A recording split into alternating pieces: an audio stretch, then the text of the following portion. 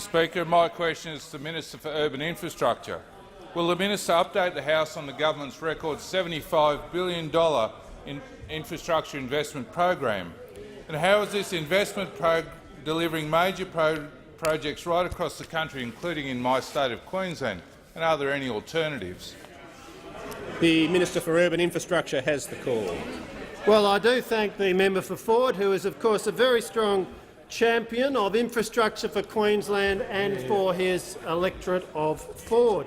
Indeed, it was just recently that there was an announcement of a $500 million package comprising the Mudgee-Bar to Varsity Lakes section of the M1 being widened, a major upgrade of the M1 at the Gateway motorway merge point at the 8 Mile Plains, a major upgrade of Walkerston Bypass near Mackay, the widening of the Mount Lindesay Highway, and the member for Ford was central to the advocacy for that, as were the members for McPherson, for Moncrief, for Fadden, for Wright, for Dawson, for Capricornia. A team effort for Queensland, the Turnbull government delivering for Queensland, as we are continuing to do. The facts, Mr Speaker, are these.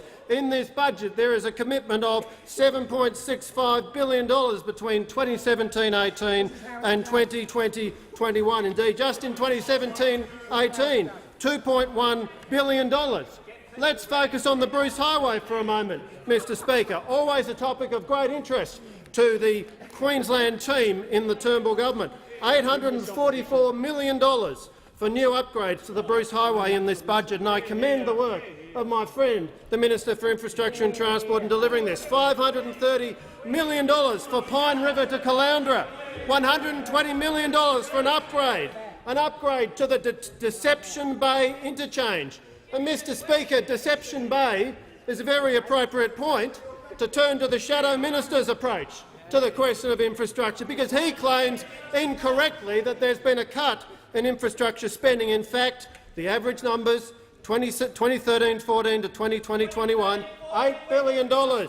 Under the Rudd-Gillard-Rudd government, $6 billion. What's the difference? He's just tried to assume away equity investment. Now I'm after their alternative approaches.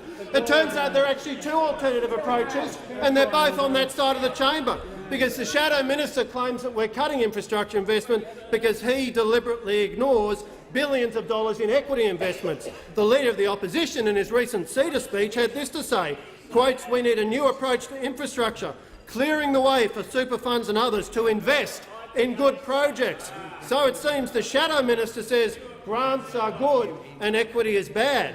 It seems the Opposition Leader says grants are good and equity is better.